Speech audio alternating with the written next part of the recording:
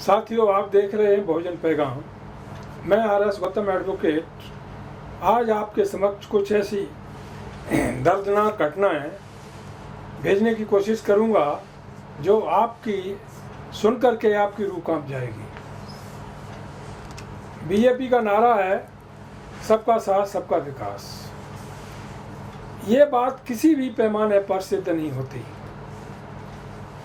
अभी अभी आज उत्तर प्रदेश के बदायूं डिस्ट्रिक्ट से कुछ लोग यहाँ आए हुए हैं। उनकी दर्द भरी पीड़ा को देख करके ऐसा लगा कि उत्तर प्रदेश में पूरी तरह से जंगल राज तो भी ठीक होता है, केवल ठाकुर राज स्थापित हो गया है। STF special Thakur force have been established in the state of Uttar Pradesh and Madhya Pradesh. क्या हो रहा है? एक गांव है दिलवाड़ी, थाना कौन सा है? थाना पिसौली है, जिला बदायूं। वहाँ के उस गांव के कुछ कहार लोग हैं, जाटव लोग भी हैं और भी शेड्यूल कास्ट के OBC के लोग हैं। उनकी कृषि भूमि पर वहाँ के ठाकुरों ने कब्जा कर लिया है। 10-10, 15-15 साल से कब्जा किए हुए हैं। उनकी लकड़ी भी उनके खेत से नहीं काटने देते हैं। कहते क्या करोगे? जो वहाँ के विधायक हैं, MLAs हैं और भी राजनेता हैं, बीजेपी के जो अध्यक्ष, जिला अध्यक्ष हैं, उनके पास जाते हैं। कागज सब उनके नाम से हैं, फतें उनकी हैं, जमीन जायदाद सब उनकी है, उनके नाम से चढ़ी हुई, ले कब्जा ठाकुरों का है वहाँ पर। वो फ़ोन करवा देते हैं, अधिकारी चुप रह जाते हैं। अधिकारी करें भी तो करें क्या? उनके हाथ में कुछ नहीं है, क्योंकि वो योगी जी का नाम लेकर कहते हैं आपका सस्पेंड हो जाओगे या आपका टर्मिनेशन करवा दिया जाएगा। इसकी वजह से वो चाहते हुए भी उनको न्याय नहीं दे पाते हैं। ऐसी स्थिति में मुख्य रूप से उत्तर प्रदेश की जो हालत है बहुत ही दर्दनाक है। किसी गांव में आप चले जाइएगा, चाहे पूरे स्टेट के अंदर कहीं भी चले जाइएगा, ठाकुर पूरी तरह से हावी हैं। जहाँ भी देख लीजिएगा वहीं पर ठाकुरों का आतंक दिखाई देता है। और ये बात member of parliament Sanjay Singh ने कई बार उठाई, पार्लियामेंट में कही, लेकिन कौन सुनने वाला है? हालांकि संजय सिंह भी वो आप पार्टी के मेंबर ऑफ पार्लियामेंट हैं, ठाकुर बिरादरी को बिलोंग करते हैं, लेकिन योगी की नीतियों से इत्तेफाक नहीं रखते। ऐसी स्थिति में जो वहाँ पर SC ST के राजनेता हैं, बहुजन समाज पार्टी के लोग हैं, SP के लोग हैं, अन्य पार्टियों के लोग हैं, उनकी भी हिम्मत नहीं होती कि उनको न्याय दिला पा सकें। ऐसी स्थिति में लोग परेशान हैं, बेचारे इधर उधर भाग दौड़ कर रहे हैं। इस व्यवस्था को कैसे चेंज करना है? साथियों, आज जो पिछले 7-8 सालों से बीजेपी का पूरे देश पर राज स्थापित हो गया है, कई राज्यों में भी बीजेपी की शासन सत्ता स्थापित हो गई है, वहाँ पर शासन नाम की कोई व्यवस्था नहीं है। वहाँ पर केवल गुंडा राज चलता है, वो भी 1-2 कम्युनिटी का। इन लोगों को कहना है कि सर ब्राह्मण और ठाकुर ये 2 लोग हावी हैं, यही अत्याचार करते हैं, ज़मीनें हथिया रहे हैं, उन पर कब्जा कर रहे हैं, प्रॉपर्टी छीन रहे हैं, बलात्कार, शोषण, किसी तरह से भी कुछ हो रहा है, इनको पूरी तरह से छूट दे दी गई है। ऐसी स्थिति में क्या किया जाए? देश के विभिन्न भागों से जो रिपोर्ट आ रही है बहुजन पैगाम पर, उसको देखते हुए लोग कहते हैं कि बीजेपी की शासन सत्ता बदलनी चाहिए। कैसे बदलोगे? कैसे बदलनी चाहिए? उसके 2 तरीके हैं। मैंने पहले भी कई पोस्टिंग में लिखा है और बताया भी है। बीजेपी की शासन सत्ता को बदलने के लिए 2 तरीके हैं।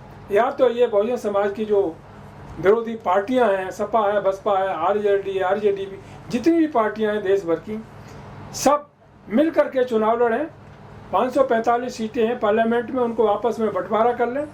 बीजेपी को एक भी सीट मिल जाए तो मुझे बता देना। यदि ऐसा नहीं कर पाते तो दूसरा तरीका ये है कि सारे 85-90% बहुजन समाज के लोग हैं, एक प्रतिज्ञा करें कि किसी को भी वोट देंगे। जो पार्लियामेंट का चुनाव आने वाला है 2024 में, किसी को भी वोट देंगे, उसमें बीजेपी को वोट नहीं देंगे। बीजेपी को वोट न दे करके किसी को भी वोट दे देंगे तो भी बीजेपी सत्ता में नहीं आ सकती, वो हार जाएगी किसी कंडीशन में। लेकिन इसके लिए समाज को जागरूक करने की आवश्यकता है। कोई एक व्यक्ति समाज को जागरूक नहीं कर सकता। ये सब लोगों का काम है, सभी सफरर हैं, भुक्तभोगी हैं। इन्होंने क्या काम किया, 5 किलो गेहूं दे करके पूरे देश के बहुजनों को खरीद लिया और वो इनके गुलाम बन गए। गुलामी के तहत वो इनको वोट दे देंगे, ये असंभव है। वोट की राजनीति नहीं है ये ईवीएम की राजनीति है। पहले तो वोट की राजनीति हुआ करती थी, अब वोट की राजनीति तो दूसरे नंबर पर चली गई, अब ईवीएम की राजनीति आ गई है, जिसके लिए भारत का चुनाव आयोग पूरी तरह से जिम्मेदार है। और चुनाव आयोग भी क्या करे, वो भी सरकार के दबाव में काम करता है। रही बात अब आती है हायर जुडिशरी की, सुप्रीम कोर्ट की, हाई कोर्ट की, वहाँ पर कई पिटीशनें पड़ी हुई हैं, लेकिन ऐसा लग रहा है कि भारत की जो हायर जुडिशरी है वो भी आज सरकार के दबाव में काम कर रही है। जितने भी फैसले आए आप देख लें, पिछले 8 सालों से एक भी फैसला सुप्रीम कोर्ट की हिम्मत नहीं पड़ी कि सरकार के विरुद्ध दे दे। जो विपक्षी पार्टियां हैं उनके विरुद्ध आदि उस विषय पर ज़्यादा न जा करके मैं ये कहना चाहूँगा कि सत्ता परिवर्तन होना अति आवश्यक हो गया है और ये सरकार वहीं पर पहुंच जाएगी जहां पर कभी जनसंघ की 2 सीटें, 1 सीट पार्लियामेंट में आया करती थी। यदि बहुजन समाज के लोग आज भी अपने अपने स्वार्थों को छोड़कर, अपने अपनी लालच को छोड़कर, अपनी अपनी ईगो को छोड़कर एक हो जाएं, एक मंच पर आएँ।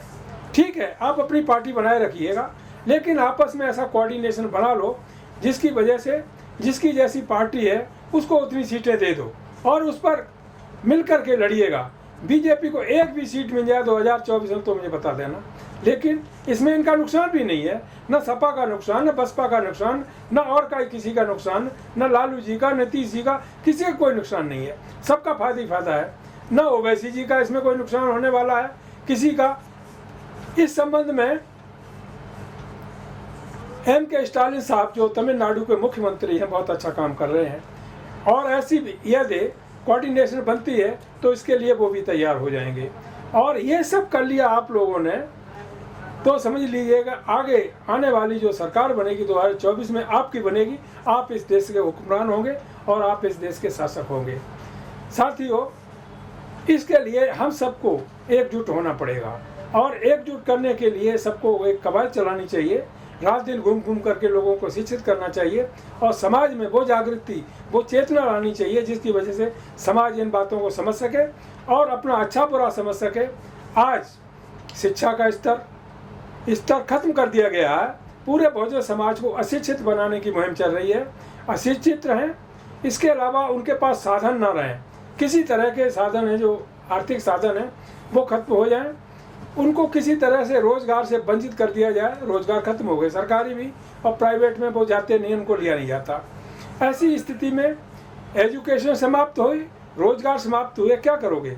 गुलामी की तरफ। यही आरएसएस का एजेंडा है और जो आरएसएस के संचालक रहे हैं पहले, उनका सबका यही एजेंडा रहा है कि लोगों को अशिक्षित बनाओ, संविधान को ख़त्म करो और बेरोजगार बनाओ और इनके साधन संपन्न जो हो गए हैं इनकी साधन संपन्नता को खत्म करो, जिसकी वजह से ये गुलामी की तरफ जाए, तभी ये 15% लोग इन पर शासन करते रहेंगे। साथियों, बड़े हैरत की बात है, समाज के बुद्धिजीवी हैं, रिटायर्ड जजेज हैं, एडवोकेट्स हैं, डॉक्टर्स हैं, इंजीनियर्स हैं, बहुत सारे लोग हैं, क्या इनका कंट्रीब्यूशन है? एक व्यक्ति का अभी एक मैसेज आया कि उसका कोई रिलेटिव या परिवार का व्यक्ति एम्स में भर्ती करा दिया गया, वो उसी में फूला फूला समा रहा है कि फलाने का फोन आ गया, हमारा लड़का एम्स में भर्ती हो गया। कमाल की बात है, कितनी ये मूर्खता की, गैरत की बात है। ये तो चीज़ें चलती रहेंगी, लेकिन उसका दिमाग यहाँ नहीं जाता कि सारा देश, पूरा बहुजन समाज है इस समय गुलाम बनाने की कगार पर आ गया है, गुलाम उसको बनाया जा रहा है। यहाँ पर वो नहीं सोच सकता, केवल वो इसी में खुश है कि उसका लड़का लड़की परिवार का कोई व्यक्ति था और वो किसी IAS या IPS अधिकारी ने फ़ोन कर दिया या किसी रिटायर्ड डॉक्टर ने फ़ोन कर दिया, वो अस्पताल में भर्ती हो गया। यही उसे चाहिए था, ये उसकी सोच रह गई है। तो ऐसी सोच पर शर्म आती है और ऐसे लोगों को समाज से बाइकआउट कर देना चाहिए जो समाज के लिए कुछ नहीं सोचते, केवल अपने लिए, अपने बच्चों के लिए, अपने पेट के लिए सोचते हैं। तो ऐसे लोगों ने रिजर्वेशन का एक नाजायज़ लाभ उठाया हुआ है और वो नाजायज़ लाभ उठा करके समाज को धोखा देने काम कर रहे हैं।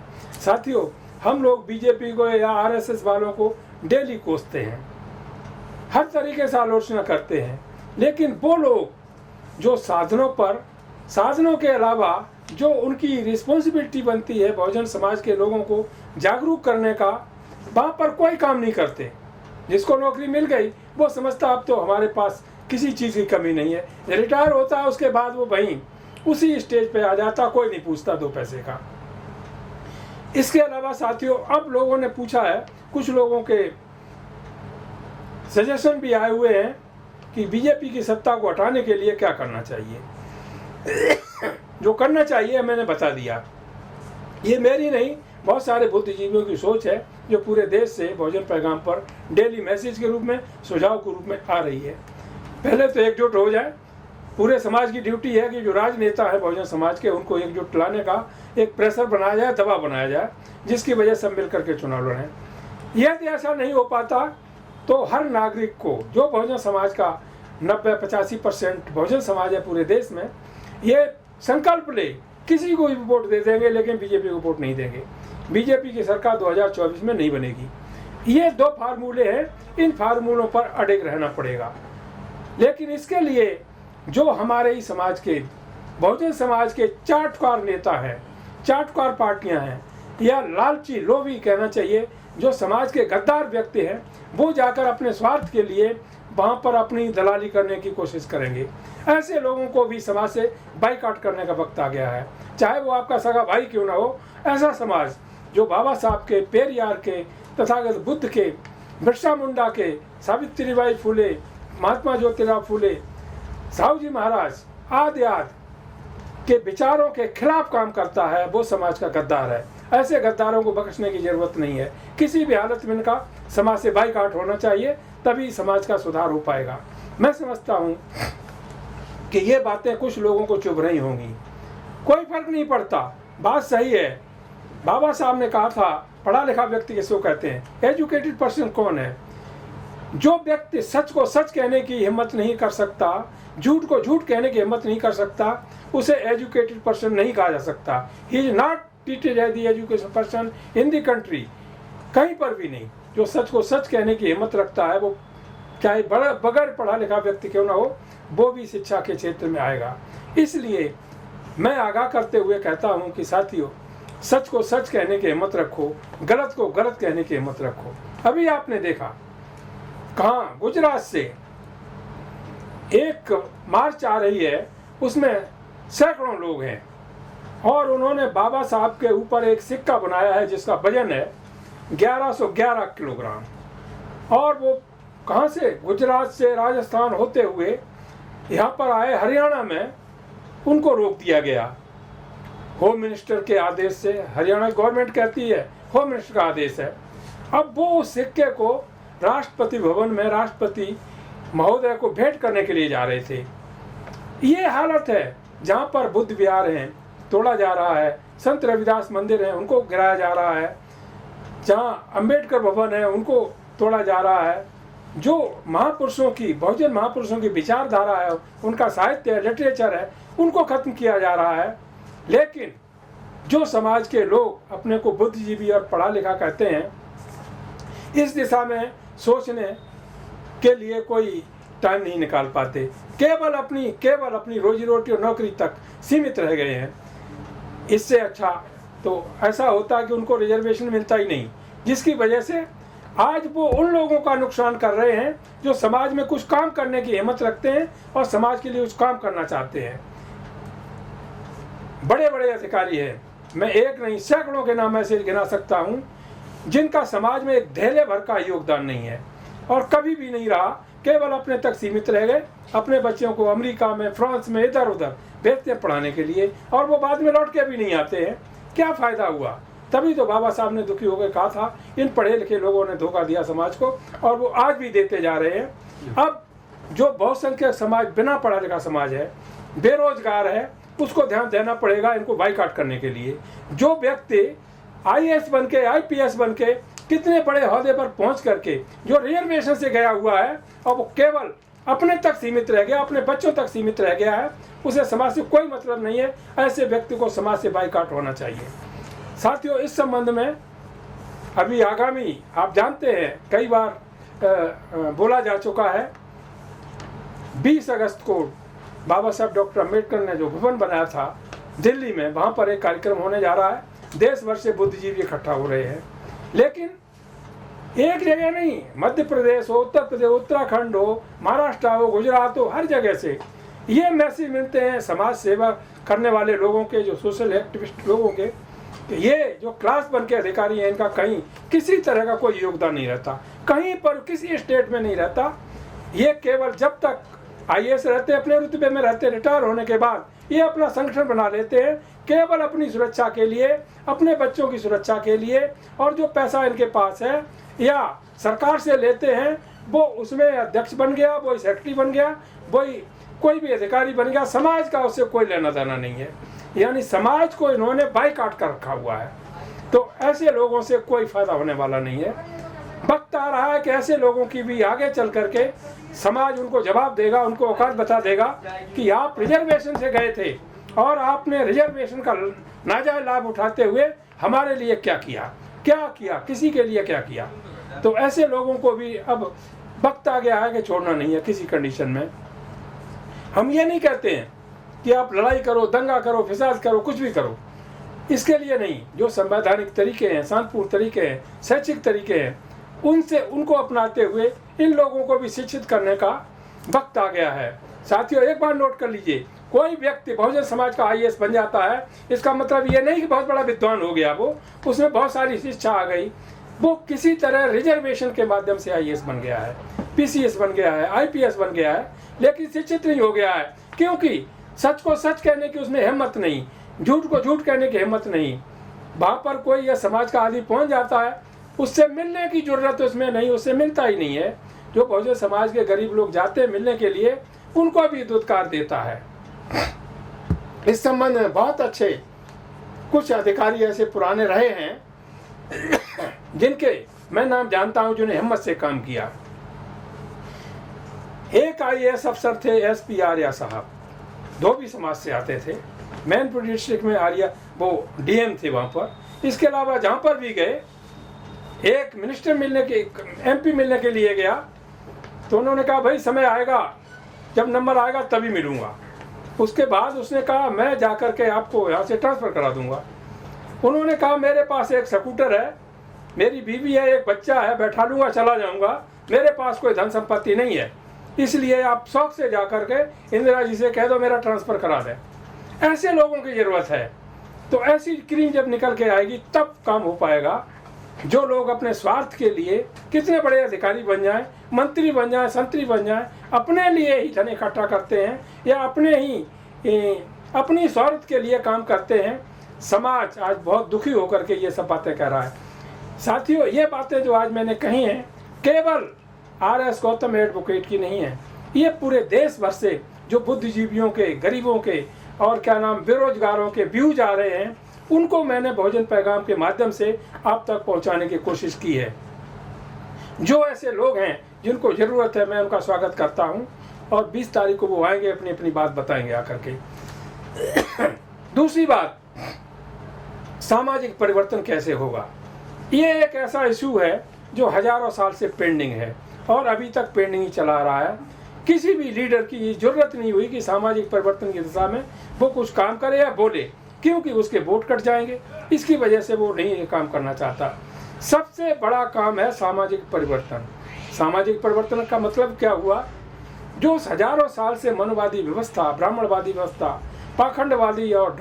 पाखंडवादी और अंधविश्वासी व्यवस्था समाज में फैली आ रही है, इसको ध्वस्त करते हुए बुद्धवादी व्यवस्था, अम्बेडकरी व्यवस्था और जो हमारे महापुरुषों ने व्यवस्था दी, पेरियार की व्यवस्था, वो व्यवस्था इस समाज में कायम करने की जरूरत है। तभी ये बहुजन समाज एकजुट हो पाएगा। वरना कोई मंदिर जाता रहेगा, कोई मस्जिद जाता रहेगा, कोई कहीं जाता रहेगा, कोई कहीं जाता रहेगा, इस तरह से उनकी ताकत बटी रहेगी। बाबा साहब ने यही तो कहा था, मैं मंदिरों में, मैं किसी पत्थर में नहीं, किसी पत्थर की मूर्ति में नहीं मिलूंगा, मैं किताबों में मिलूंगा। किताबें पढ़ो। कितने लोग पढ़ते हैं? कितने लोग बाबा साहब के बारे में जानते हैं? नाम जानते हैं केवल, लेकिन पढ़ते लिखते कुछ भी नहीं है। यदि पढ़े तब तो कुछ हुआ होता। लोग कहते हैं अंधविश्वास कितना, अभी आपने देखा 15 दिन कावड़िया पूरे देश में कावड़िया है। पूर्व मुख्यमंत्री उत्तर प्रदेश मिस्टर अखिलेश यादव कहते हैं कावड़ियों का सम्मान होना चाहिए, कावड़ियों के बारे में कुछ नहीं कह सकते, ये होना चाहिए। What is this nonsense only है। इस चीज़ को, इसका मतलब उन्होंने बहुजन महापुरुषों को पढ़ाई नहीं, केवल डॉक्टर राम मनोहर लोहिया का नाम सुना। समाजवादी पार्टी, भाई समाजवादी पार्टी उसकी डेफिनेशन क्या है? लोहिया ने क्या किया? लोहिया के व्यूज थे कावड़ियों की तारीफ करो, लोहिया के व्यूज थे कि परशुराम का मंदिर आप बन पाओगे, लोहिया के व्यूज थे कि आप शिक्षा के दरवाजे बंद करवा करके उनका समर्थन करते हुए लोगों को अंधकार की तरफ ले जाओगे। ये लोहिया के व्यूज नहीं थे। इसी तरह से सभी पार्टियां अपनी अपनी रोटियां सेक रही हैं। ऐसे तो समाज का विघटन होता जा रहा है, विकास नहीं होगा, एकजुट नहीं हो पाएंगे। साथियों, मैं जानता हूं कि आज की बातें कुछ लोगों को जरूर चुभेंगी, कोई परवाह नहीं है। एक बुद्धिजीवी होने के नाते मैंने अपने विचार व्यक्त किए हैं और ये केवल मेरे विचार नहीं हैं, देश भर के लोगों के आए हुए विचार हैं। लखनऊ से KL जाटव साहब लिखते हैं कि समाज जब तक नहीं जुड़ पाएगा तब तक हम एक नहीं हो पाएंगे, हमारा पूरे देश पर शासन नहीं हो पाएगा। बहुत अच्छी बात है, इसके लिए प्रयास करने की जरूरत है। केवल एक व्यक्ति की बात नहीं है, हम सबकी ये कमांड रिस्पॉन्सिबिलिटी है कि हम सब मिलकर के प्रयास करें समाज को एक मिशन के तहत जोड़ने की। आप जानते हैं कि मनवादियों ने हमारे बहुजन समाज को 7,643 जातियों बांट रखा है। थोड़ा थोड़ा अंतर करके तुम ऊंच नीच ये तमाम छुआछूत का। इसलिए ये जो प्रोग्राम हम जहाँ भी करें, हम करें, आप करें, कोई भी करे, उसमें जितने भी जातियों के लोग हैं वाल्मीकि समाजों को प्रमुखता से बुलाना चाहिए, बराबर का सम्मान देना चाहिए। इसके अलावा SC में जितनी जातियाँ हैं उनको, OBC में जितनी जातियाँ हैं उनको, आदिवासी हैं वो, माइनॉरिटी के लोग हैं वो, सबको समान दर्जा देते हुए बुलाइए, जगह जगह मीटिंग कीजिए, सेमिनार कीजिए और कल्चरल कार्यक्रम भी कीजिए। साथियों, एक बात और कहकर के मैं अपनी बात समाप्त करता हूँ। सामाजिक परिवर्तन केवल भाषण देने से नहीं होगा, केवल मीटिंग करने से भी नहीं होगा। उसके लिए जिस तरह से मनवादियों ने गली गली में हर जगह आप देखेंगे एक पंडा बैठा रखा है, वो लोगों को बेवकूफ़ बनाता है, पैसा चढ़ावा चढ़ता है। उसे पूछो उसकी क्वालिफिकेशन क्या है, शायद 0, एक क्लास भी पास नहीं होगा, लेकिन एक MA का लड़का, एक MA की लड़की, एक लेडी, एक जेंट वहाँ जाकर के मत्था टेकते हैं, कितनी शर्म की बात है।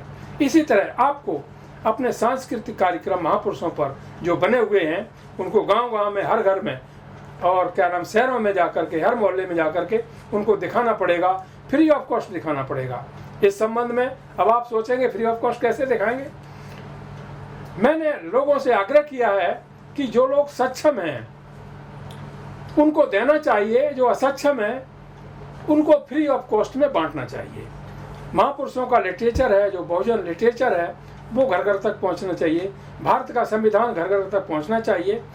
जो बुद्ध का लिटरेचर है, अम्बेडकर का लिटरेचर है, ज्योतिबा फुले का, ऊधम सिंह का लिटरेचर है, झलकारी बाई का है, इसी तरह से तमाम महापुरुषों का जो साहित्य है, पेरियार का साहित्य है, उसको घर घर तक पहुंचाने की कोशिश होनी चाहिए। और इसके लिए जो सक्षम लोग हैं उनको सामने आना चाहिए और सामने आकर के उनको उसमें सहयोग करना चाहिए।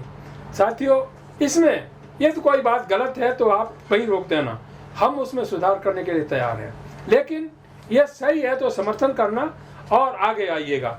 हम आपका सम्मान करते हैं, आप हमारा कीजिए। हम आपको जुड़ना चाहते हैं, आपके साथ जुड़ना चाहते हैं, आप मेरे साथ जुड़िए, तभी हम एक दूसरे को जोड़ पाएंगे और आगे का कार्य उसी ढंग से कामयाब हो पाएंगे। साथियों, बातें तो बहुत सारी हैं। एजुकेशन की जो बाबा साहब ने सबसे पहला नारा दिया था, एजुकेट, वो बीजेपी ने कह दिया अनएजुकेट, इनको अनएजुकेट बनाओ। एक तरफ मोदी जी बाबा साहब कहते हैं कि बाबा साहब नहीं होते तो मैं प्रधानमंत्री नहीं होता, दूसरी तरफ बाबा साहब ने कहा एजुकेट करो, आप कहते हैं अनएजुकेट करो, तो ये इस तरह की पॉलिसी नहीं चलेगी। केजरीवाल साहब कहते हैं हर स्कूल में बाबा साहब की मूर्ति, वो फोटो लगेगा, तस्वीर लगेगा, न मेरी लगेगी न प्रधानमंत्री की लगेगी।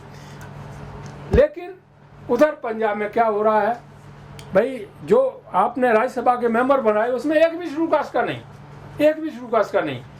इसके अलावा अभी जो 158 वहाँ पर लॉ ऑफिसर अपॉइंट किए जाने थे, उसमें आपने कहलवा दिया कि ये इस काबिल नहीं है, एक भी SC नहीं, ST नहीं, OBC नहीं, कुछ भी नहीं।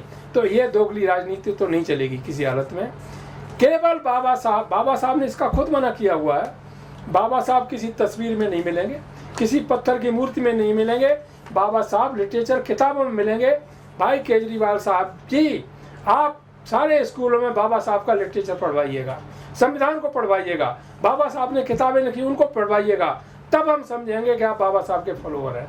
यही मैं मोदी जी से कहता हूँ, बगैर किसी लोभ लालच के, कि यदि आप कहते हैं कि यदि बाबा साहब नहीं होते, संविधान नहीं होता, तो मैं प्रधानमंत्री नहीं होता, बात सही है, लेकिन ये ऐसे नहीं चलेगी कि बाबा साहब की नीतियों को फॉलो मत करो, केवल बाबा साहब के नाम का नाम ले दो और कह दो कि हम प्रधानमंत्री नहीं होते। तो बहुजन समाज मूर्ख नहीं है, सब समझता है, समझने लगा है। जब किसी के पेट पे लात पड़ती है तो वो उसकी अकल दुरुस्त हो जाती है। आपने जो लात मारी है बहुजनों के पेट पर, बेरोजगार कर दिया उनको, शिक्षा के दरवाजे बंद कर दिए, पेंशन बंद कर दी, सब कुछ छीन लिया उनका। अरे भाई बीजेपी की सरकार बनेगी, 15 लाख रुपए विदेश से काला धन आएगा, सबको मिलेगा। अरे काला धन तो वो नहीं आया, उनके सबके खाते खुलवा करके कम से कम 500 हजार रुपए आपने ले लिए और उनको दिया कुछ भी नहीं। इससे बड़ी शर्मनाक बात और क्या हो सकती है। आज देश की GDP कहाँ जा रही है। आप बांग्लादेश पाकिस्तान की बात करते हो, उनकी वो गरीब हो गए। आपका मीडिया कितना बिका हुआ है, जो 24 घंटे आपका प्रचार करता है, झूठा प्रचार करता है। तभी तो honourable chief justice of India ने कहा कि ये कंगारू जो अदालतें बन गई हैं मीडिया की, आपकी कंगारू अदालतें हैं, इन्होंने देश को बर्बाद कर दिया है। बहुजन समाज के लोगों से मैं निवेदन करना चाहूँगा, ये जो कंगारू अदालतें मीडिया ने बना रखी हैं, इनको बंद होना चाहिए और इन मीडिया वालों को पकड़ करके उनको अच्छा लेसन सिखाना चाहिए कि पहले तो तुम देशभक्त हो, देशद्रोही हो, स्वार्थी हो या लोकतंत्र का फॉलो करते हो, इस तरह से तब बात बनेगी। साथियों, हार्ड डिसीजन तो लेने पड़ेंगे। जितनी जिम्मेदारी मेरी है उतनी जिम्मेदारी आपकी भी है, सबकी कॉमन रिस्पॉन्सिबिलिटी है, तभी जाकर के देश का सुधार कर पाएंगे। साथियों,